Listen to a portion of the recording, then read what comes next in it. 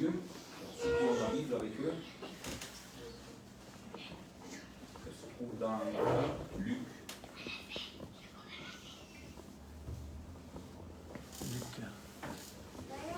Luc chapitre 16. Luc chapitre 16, et nous allons lire du verset 19 au 31. Écoutez bien la lecture, s'il vous plaît, c'est important. Donc Luc 16, verset 19 à 31.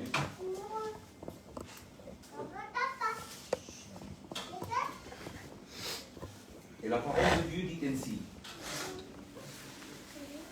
Il y avait un homme riche qui était vêtu de pourpre et de fin lin, et qui chaque jour menait joyeuse et brillante vie.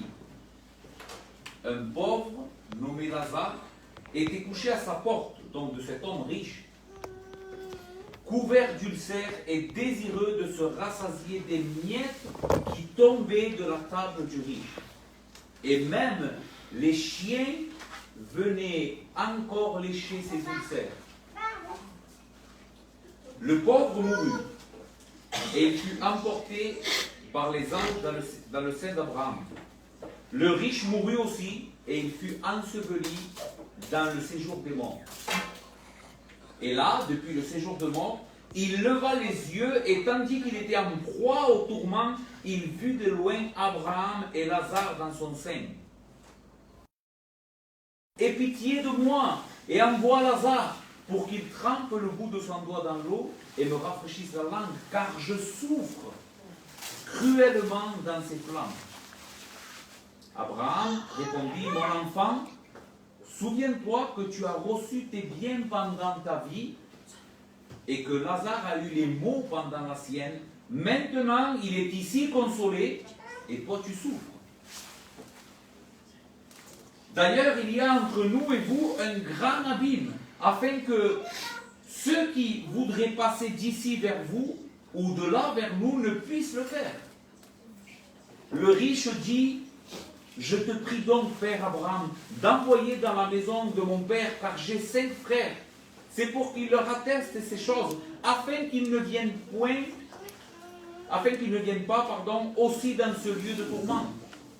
Abraham répondit, ils ont Moïse et les prophètes, qu'ils les écoutent. Et il dit, non, Père Abraham, mais si quelqu'un des morts va vers eux, ils se repentiront. Et Abraham lui dit, s'ils n'écoutent pas Moïse et les prophètes, ils ne se laisseront pas persuader quand même quelqu'un d'entre les morts ressusciterait. Amen. Nous prions ensemble.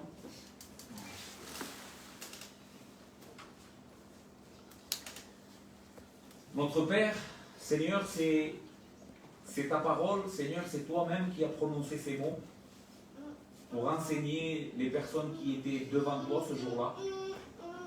Seigneur, mais ta parole a traversé les siècles. Ton enseignement, Seigneur, est la vérité. Tu dis dans ta parole que tout passe, mais ta parole demeure, Seigneur.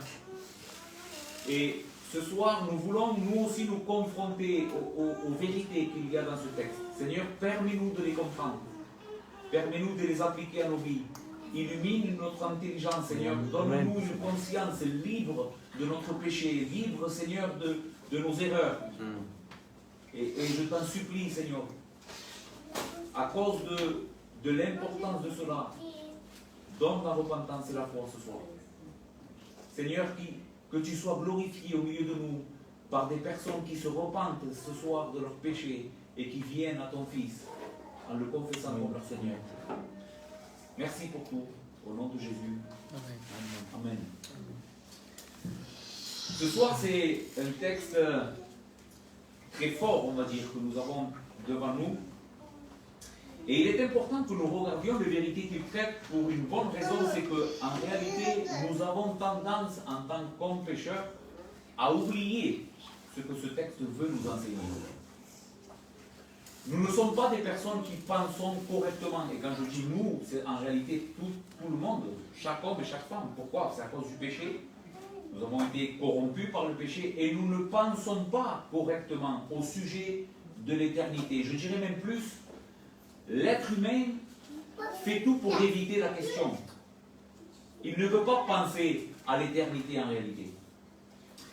Il y a des personnes qui sont, je ne sais pas si vous connaissez ce mot, universalisme. L'universalisme, c'est des personnes qui croient qu'en réalité tout le monde va être sauvé. Vous avez déjà entendu cette fameuse chanson, on ira tous au paradis? Ça, c'est des universalistes. Non, Dieu ne punira personne en fin de compte.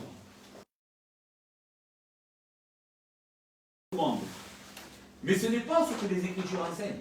Et ce n'est pas ce que les Écritures veulent nous transmettre comme message.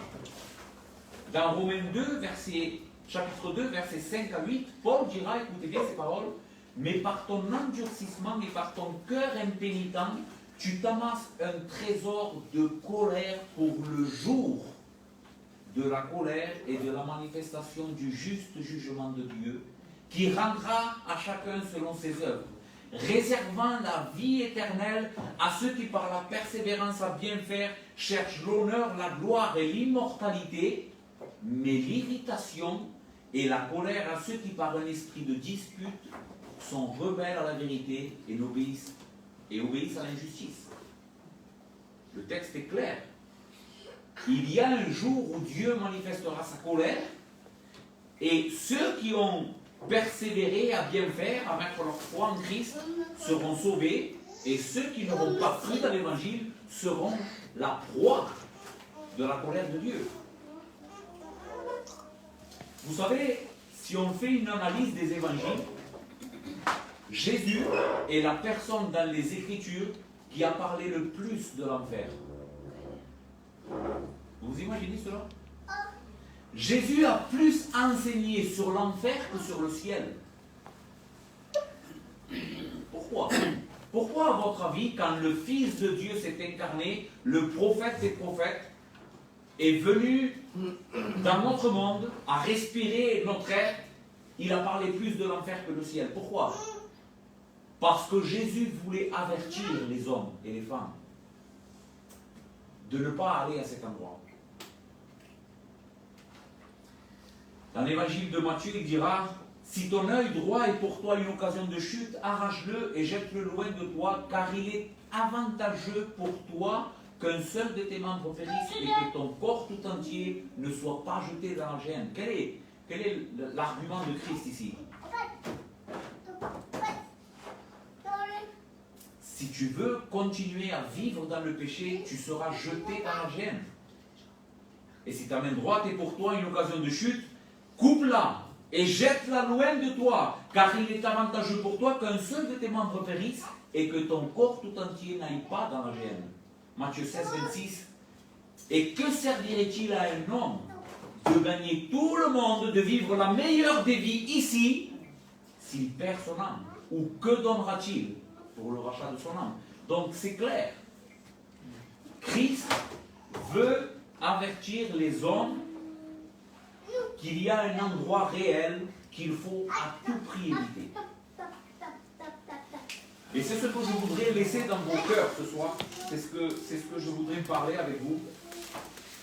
Je voudrais parler de l'enfer. On va voir dans ce texte, qu'est-ce que le texte nous enseigne sur ce lieu. D'abord, pourquoi cette parabole de Jésus? Pourquoi Jésus va dire cette parabole de ce riche et ce pauvre? Si nous lisons dans ce même chapitre, au chapitre 16, au verset 13 et 14, il est écrit « Nul serviteur ne peut servir deux maîtres, car ou il haïra l'un et aimera l'autre, ou il s'attachera à l'un et méprisera l'autre. Vous ne pouvez servir Dieu et Mammon. » Jésus était en train d'enseigner dans le chapitre 16 de l'évangile de Luc qu'on ne peut pas avoir deux maîtres et que l'argent était un idole pour notre cœur. Il était en train d'enseigner sur l'idolâtrie et particulièrement sur l'idolâtrie en ce qui concerne l'argent. Verset 14, il est écrit « Les pharisiens qui étaient avares écoutaient aussi tout cela et ils se moquaient de lui. » Voilà pourquoi je pense dans le contexte, pourquoi Jésus va parler de cela. En réalité, le Seigneur va dire ces mots pour enseigner ces pharisiens qui étaient là devant lui quand il va prononcer ces paroles. Ces pharisiens étaient persuadés d'être sauvés. Ils croyaient qu'ils étaient bien.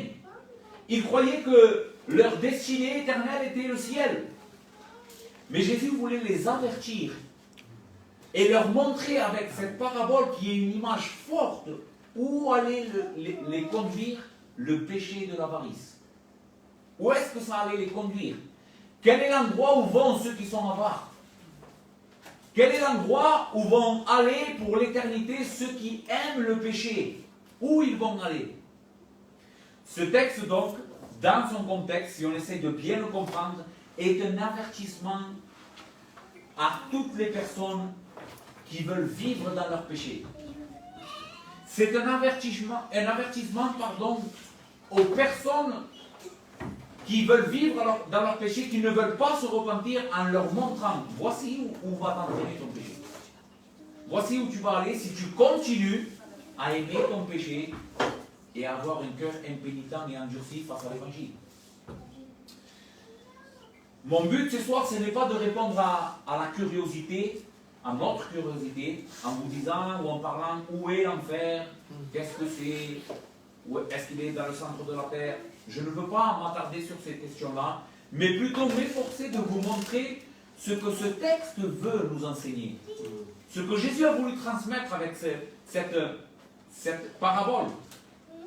Parce que ce texte veut plus nous montrer la condition des personnes qui vont aller. Quelle est leur condition des personnes qui vont en enfer? Quelle est leur condition? Comment est-ce qu'ils vont exister dans cet endroit?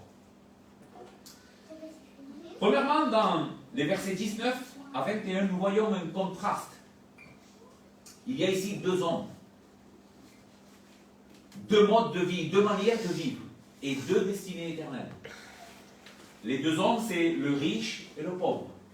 Le riche n'a pas de nom dans la parabole. Lazare, oui. Le pauvre, donc, s'appelle Lazare.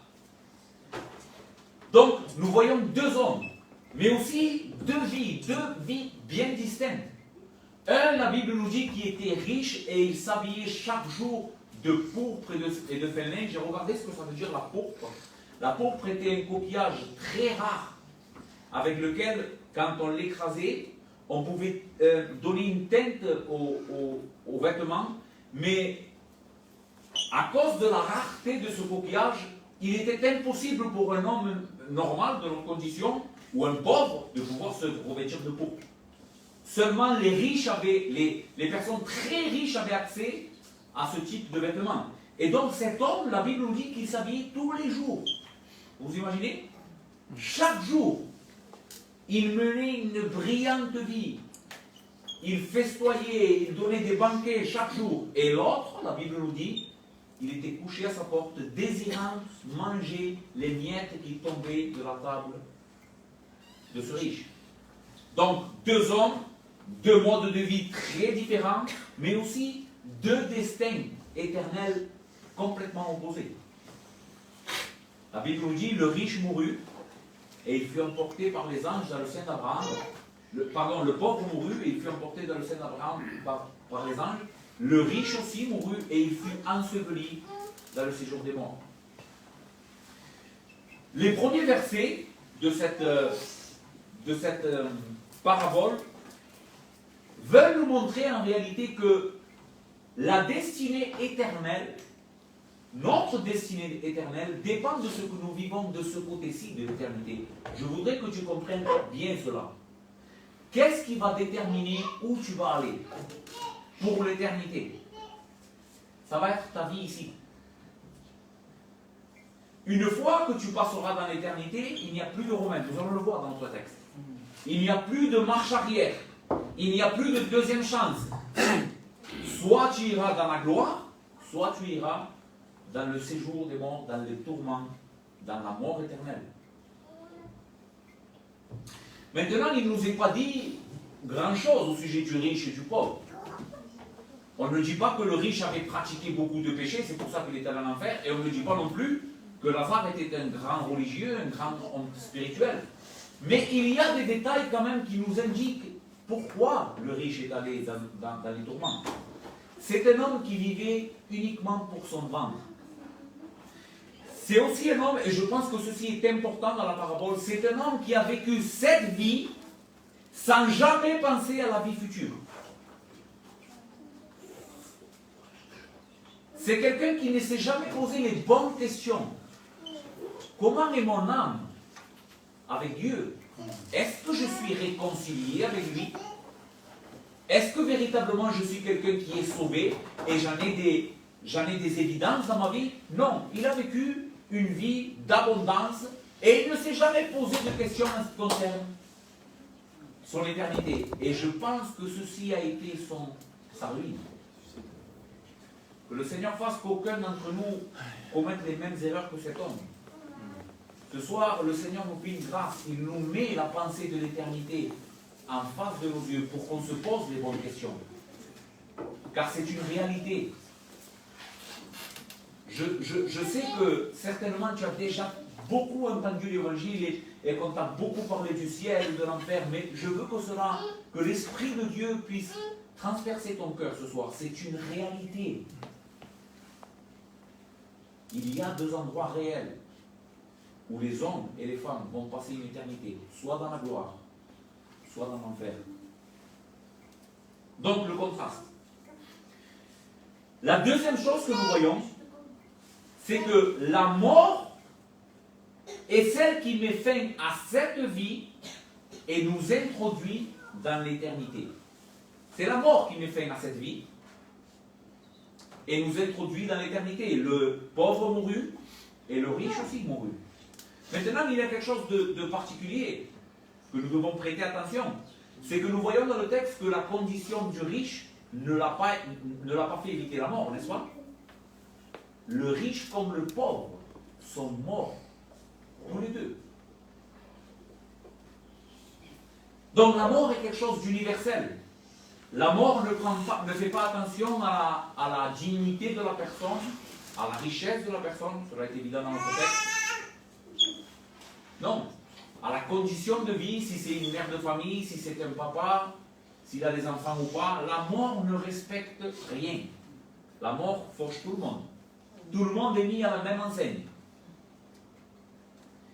Donc c'est universel. Regardez comment les Écritures parlent dans le psaume 49, verset 1. Écoutez les paroles du psalmiste. Ensuite, nous lirons les versets 10 jusqu'au 14. Il va dire, écoutez ceci. C'est un appel ici. C'est un appel à que nous prêtions attention à ces paroles. Écoutez ceci, vous tous, peuples. Prêtez l'oreille, vous tous, habitants du monde, petits et grands, riches et pauvres. Ma bouche va faire entendre des paroles de sages. Et mon cœur a des pensées pleines de sens. Donc, les premiers versets de ce psaume sont vraiment un appel à que nous prêtions attention à ces paroles. Verset 10. Car ils la verront. Le sage meurt, et l'insensé et le stupide périssent également. Personne n'est épargné. Tous sont mis à la même enseigne. Et les Écritures nous appellent à prêter attention à cela. À penser à cela. Donc la première chose que nous voyons, c'est que la mort est quelque chose d'universel. Tout le monde est touché par cela. Et je suis obligé de le dire et de l'appliquer à nos vies aussi. Mais il faut que nous aussi, nous armions de cette pensée. Un jour, je te souhaite que ce soit le plus tard possible, et dans la paix, et dans la foi dans le Seigneur Jésus-Christ. Mais un jour, chacun d'entre nous devra se confronter à la mort, si le Seigneur ne revient pas. Donc la mort est universelle. Deuxième chose que nous enseigne ce texte au sujet de la mort, c'est que la mort vient de manière subite. Le riche ne s'attendait certainement pas à mourir ce jour-là. Il était en train de vivre comme chaque jour il a vécu. Il s'est certainement levé et il a dit, aujourd'hui je vais vivre la même vie d'abondance que j'ai vécue. Je vais revêtir des habits somptueux et je vais donner à mon âme tout ce qu'elle veut. Mais la mort est venue quand il ne s'y attendait pas. La mort a fauché cet homme. Et c'est ainsi qu'agit la mort. C'est comme cela que les hommes se présentent face à la mort. Nul homme ne peut prévenir sa mort. Même s'il est très prévoyant, même s'il fait très attention à ce qu'il mange, à ce qu'il boit, à ce qu'il fait. Quand son heure est arrivée, et il est fauché par la mort. Donc la mort est une chose qui attend tout homme. Maintenant, il y a quelque chose de très important que nous voyons dans notre texte, c'est que pour le chrétien, pour le croyant, pour celui qui meurt dans la foi, la mort est le serviteur qui l'introduit dans la présence de son maître, de son roi. Donc en réalité, pour le chrétien, la mort n'est pas quelque chose d'une certaine manière de mauvais. Paul dira, car je ne sais pas ce que je désire le plus, si rester dans mon corps ou être auprès du Seigneur. Donc Paul n'avait pas peur de la mort. Pourquoi? Parce qu'il savait que le jour de sa mort allait être le jour de la rencontre avec son Seigneur qu'il désirait tellement voir. Donc ceci est la foi chrétienne. Pour nous, la mort est le serviteur qui nous fait rentrer dans la présence de Dieu. Mais nous voyons dans notre texte que ce n'est pas la même chose pour le riche. Pour le pécheur non repentant, elle est le tyran effroyable qui va le traîner dans un lieu de tourment. Si vous regardez bien notre texte, au sujet de la mort du pauvre, il n'y a rien de spécifique. Le pauvre mourut et il fut emporté par les anges au sein d'Abraham. Mais au sujet du riche, il va dire, le riche mourut aussi et il fut enseveli dans le séjour des morts. Le séjour des morts est l'endroit où la mort règne. Il n'y a pas de vie là-bas. Donc il y a aussi une différence dans la mort entre le chrétien et le non-chrétien. Maintenant, je pense que j'arrive au cœur de ce que je veux partager avec vous. C'est la réalité de la condition que nous démontre ce texte au sujet des personnes qui vont aller dans cet endroit.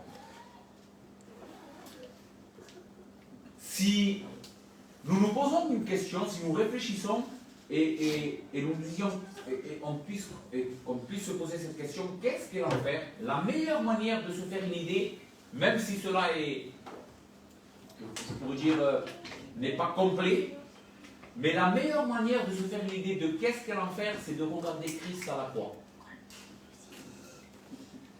Parce que la Bible enseigne que à la croix, Jésus a souffert notre enfer.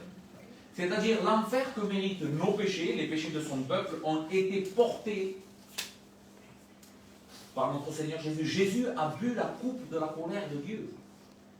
Donc, si nous regardons Jésus à la croix, nous avons l'image peut-être la plus claire de ce qu'est l'enfer. Qu'est-ce qu'a subi Jésus à la croix?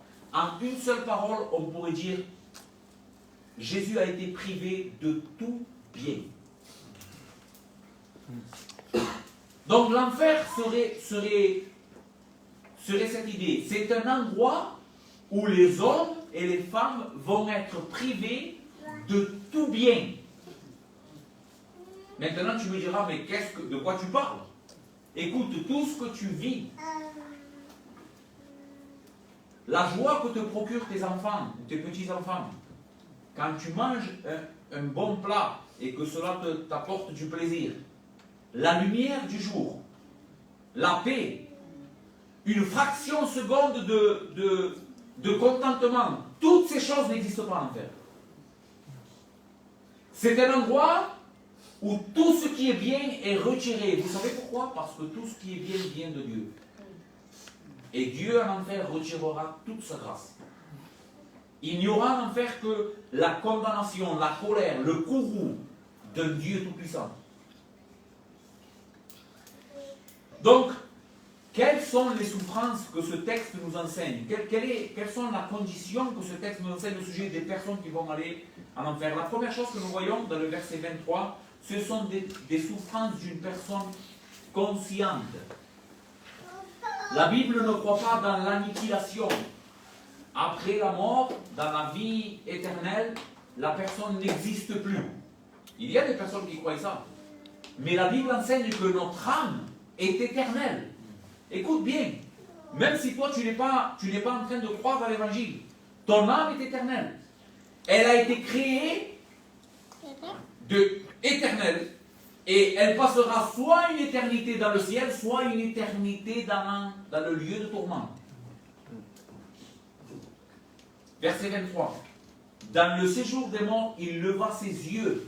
Et tandis qu'il était en proie au tourment, il vit de loin Abraham, Lazare dans son sein.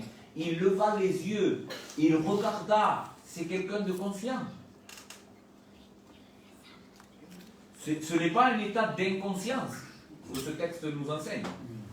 Le lieu de tourment est un endroit où les personnes seront parfaitement conscientes, peut-être plus conscientes que ce qu'elles sont ici, maintenant. Donc ceci est la première chose que nous voyons en ce qui concerne la condition en enfer. Deuxièmement, ce sont des souffrances vécues dans un corps et ressenties physiquement.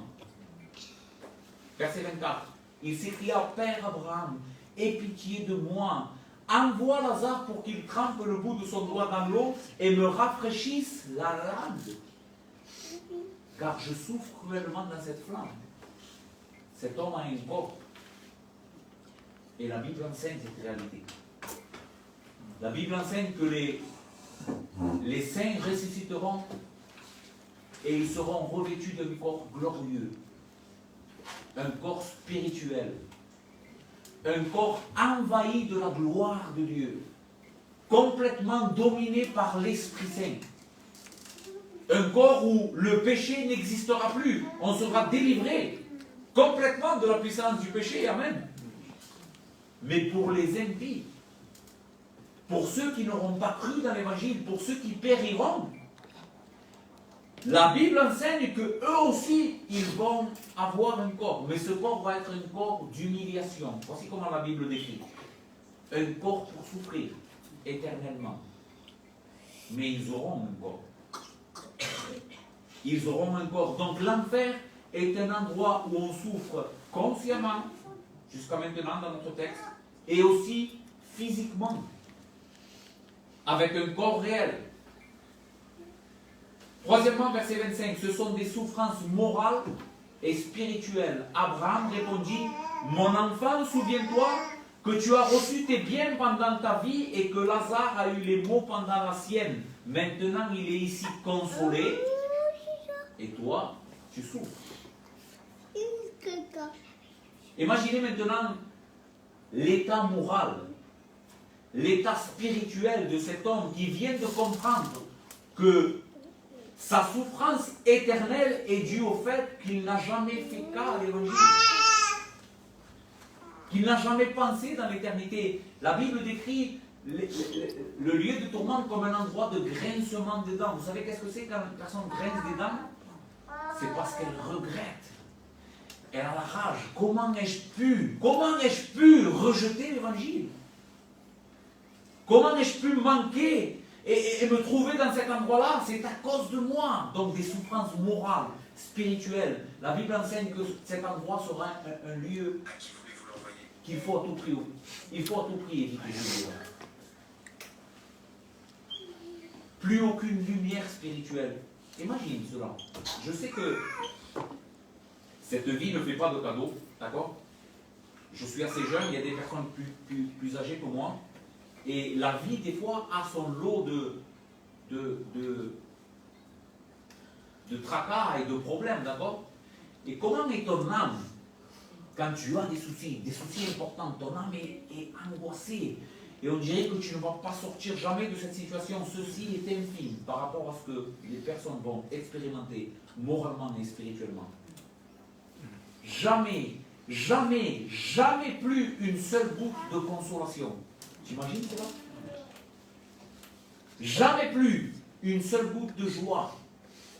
Que de la tristesse, que de l'angoisse, que des remords. Voici ce qui attend les personnes qui vont aller dans ce lieu. Des ténèbres spirituelles. Il n'y a plus là-bas, on ne pourra plus compter sur la miséricorde de Dieu là-bas. Tu entends cela? Peut-être c'est choquant, mais c'est la réalité. La miséricorde de Dieu n'existe plus dans ce lieu-là. Dieu l'aura complètement retiré. Plus un endroit où on pourrait dire, allez, Seigneur, je me sens tellement mal que je vais me tourner vers toi. Je me sens les gitans, on le fait souvent ça. On ne pense pas à Dieu, mais quand il nous arrive quelque chose, oh mon Dieu, mais là-bas, tu ne pourras plus le faire. Des souffrances morales, spirituelles. Ce sont aussi des souffrances éternelles et sans remède. Verset 26. D'ailleurs, il y a entre nous et vous un grand abîme, afin que ceux qui voudraient passer d'ici vers nous, ou de là vers vous, ne puissent le faire. Abraham est en train de lui dire, écoute, l'endroit où tu es et l'endroit où je suis, moi, on ne peut pas traverser ni de toi vers moi, ni de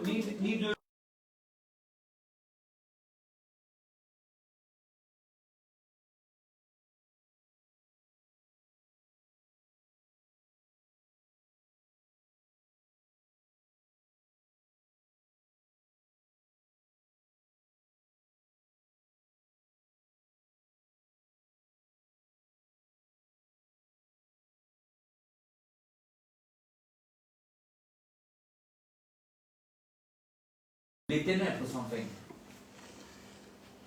Après des centaines et des centaines et des milliers d'années dans cet endroit-là, cela ne fera que commencer. 1 milliard d'années, et ça sera que même pas 1% de ce que tu dois souffrir. J'ai mis le même exemple quand j'ai prêché ceci à Marseille, et j'ai dit cela. Est-ce que ça vous a déjà arrivé de passer une nuit un peu malade, vous êtes malade pendant la nuit? Qu'est-ce que désire le plus votre âme? Que le jour vienne. Seigneur, pendant que tu es malade pendant la nuit, tu veux que le jour vienne. Pourquoi? Parce que tu sais que quand le jour va venir, les personnes vont être réveillées, elles vont pouvoir te consoler, tu vas pouvoir aller au docteur, tu vas pouvoir aller à la pharmacie. Donc, tu attends le jour de toutes tes forces. Maintenant, imagine cela. Une nuit sans fin. Les tourments continuellement. Jamais plus d'espoir que le soleil se lève. Jamais plus.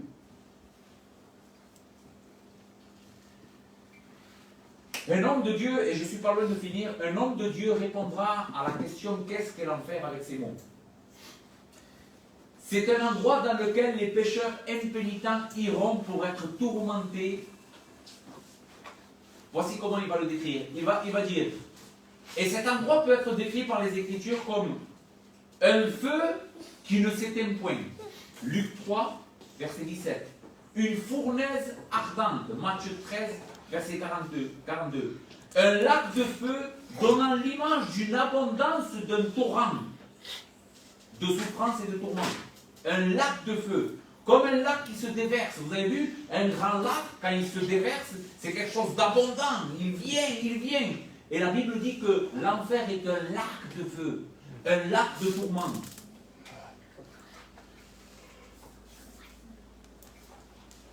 Les ténèbres du dehors, où la personne est privée de la lumière de la face de Dieu pour l'éternité. Matthieu 22, verset 13.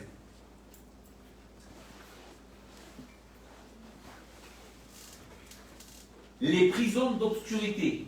Une prison d'obscurité. Nous faisons comprendre la nature de cet endroit et l'impossibilité d'en sortir. C'est une prison d'obscurité. C'est la seconde mort, la perdition, le châtiment éternel. Et il dira ces mots. Je voudrais que tu écoutes bien ces mots. Et tu me diras peut-être, oui, mais José, tout ce que tu viens de dire ici, un lac de feu, le feu éternel, ce sont des images. Pas vrai? Tu as peut-être raison. Tu as peut-être raison de dire que c'est simplement des images. Mais le problème, c'est que nous, on prend les images à l'envers. En disant ce sont des images, on veut penser que c'est moins que ça. Mais la Bible n'enseigne pas cela. Si tu as raison et que ce sont des simples images, si la Bible décrit l'enfer comme un feu dévorant, cela est plus que l'image qu'elle veut traduire. Tu as compris cela? Ce ne sera jamais moins. C'est plus de tout ce que je viens de décrire.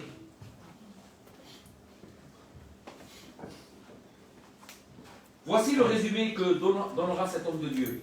En résumant toutes ces images que les Écritures nous donnent de l'enfer, nous pouvons donner cette description. L'enfer est un lieu de tourment ordonné par Dieu pour les démons et les pécheurs impénitents, où par sa justice, Dieu va les confiner et les châtier par d'abondants tourments dans leur corps et dans leur âme, étant privés de toute faveur de Dieu et l'objet de sa colère sous laquelle ils demeureront pour l'éternité. Voici quelle description vraiment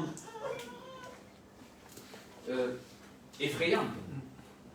un lieu où la justice de Dieu, parce que l'enfer est la manifestation de la justice de Dieu. Ne crois pas que l'enfer c'est où règne le diable. La Bible enseigne que le diable aussi ne veut pas aller dans cet endroit, et il ira. C'est un lieu où Dieu lui-même châtira ses ennemis. Où Dieu lui-même châtira les hommes et les démons qui vont être condamnés à cet endroit-là. Maintenant, je veux te donner de l'espoir et te montrer quel est le seul moyen de partir et d'éviter cet endroit. Et le texte nous l'enseigne. Dans les versets 27 à 31, le riche dira, Père Abraham, quand il comprend qu'il ne peut plus rien faire, il ne peut plus sortir de cet endroit-là, il va dire, Père Abraham, j'ai encore 5 frères dans la maison de mon père, envoie quelqu'un pour qu'il leur témoigne de cet endroit et qu'ils ne viennent pas ici. Et la réponse d'Abraham est la réponse que je veux te donner ce soir. Comment éviter cet endroit? Tu sais, cet endroit ne peut pas être évité en se forgeant soi-même une religion. En te faisant une idée de qui est Dieu toi-même, l'évangile que tu t'es toi-même créé. Abraham va leur dire, même si quelqu'un d'entre les morts ressuscite et leur donnerait un témoignage de ce qui est après, ils ne croiront pas. Le seul moyen d'échapper, écoute bien et ouvre bien tes oreilles, le seul moyen d'échapper à ce lieu de tourment, c'est de croire ce que ce livre enseigne sur la personne et l'œuvre de Jésus-Christ. Pas ce que toi tu crois. Pas ce que l'Église catholique croit, pas ce que les hommes disent, non. Ce que ce livre enseigne est le seul moyen d'échapper. Ils ont les prophètes et Moïse, ils les écoutent. Et les prophètes et Moïse, c'est un synonyme de la loi, de la parole de Dieu. C'est le moyen par lequel Dieu nous a donné sa parole infaillible. Même si c'est Moïse qui a écrit, en réalité, c'est la parole infaillible de Dieu. C'est la révélation parfaite de Dieu. C'est ce que Dieu dit pour qu'on puisse échapper à ce lieu de tourment. Et Dieu a glorifié son Fils Jésus-Christ. Voici le témoignage de Dieu. Il a envoyé son Fils pour mourir pour les pécheurs, afin que les pécheurs qui croient en lui et se repentent de leurs péchés et déposent leur confiance dans cette œuvre toute suffisante, soient sauvés de ce lieu de tourment. C'est ce que les Écritures enseignent de la première jusqu'à la dernière page. L'unique moyen de t'échapper de ce lieu de tourment, c'est de déposer ta foi ce soir sur la personne de Jésus. Amen. De te repentir de ton péché. Écoute, je ne sais pas où est l'enfer. Je ne sais pas où est-ce qu'il est, mais je sais comment y aller. Si tu continues à vivre dans ton péché sans te repentir, sans déposer les armes, sans courber la tête devant ce Dieu omniscient, ce Dieu, ce roi, il faut que ce soir, tu arrêtes de te rebeller contre le roi des rois, ou le jour où il va revenir, il pliera tes genoux. C'est lui qui va le faire. Donc je t'en supplie ce soir. Je te supplie de tout mon cœur, repens-toi de ton péché. Rentre en toi-même. Dis, Seigneur, je reconnais que jusqu'à maintenant, j'ai voulu vivre et je vis contre ta volonté. Je ne veux pas que tu sois mon roi, je ne veux pas que tu sois mon maître, je veux être mon propre maître. Oh oui, je veux bien de la religion, que ça arrange un peu ma vie, mais que tu sois mon Seigneur, que tu me dises ce que je dois faire ou ce que je ne dois pas faire, que je vive pour toi. Jusqu'à maintenant, tu ne l'as pas voulu, ça. Mais le Seigneur t'invite ce soir en mettant devant toi l'éternité. Si tu ne te repens pas, si tu ne viens pas à Christ dans la soumission à son nom, tu seras condamné. Tu seras condamné à ce lieu de tourment que je me suis efforcé de te décrire. Peut-être je l'ai mal fait, mais Dieu le sait, je l'ai fait de tout mon cœur. Repens-toi. Viens à Christ. Et il promet de pardonner tous tes péchés. Te donner la vie éternelle. La promesse d'un corps glorifié. La cité céleste où tu seras héritier. Écoute bien. héritier des richesses de Dieu. Au lieu de passer une éternité en enfer dans la souffrance, tu passeras une éternité, un jour sans fin, où des millions et des millions et des millions d'années ne seront que le commencement dans la gloire, la félicité, la paix. Tu t'imagines, à cause de ne pas vouloir entendre ce soir ce que Dieu a à te dire et de vouloir résister à la parole de Dieu, tu vas aller en enfer plutôt qu'au ciel? Que le Seigneur puisse faire que ce soir nous prenions conscience de cela et qu'on vive à la lumière de l'éternité.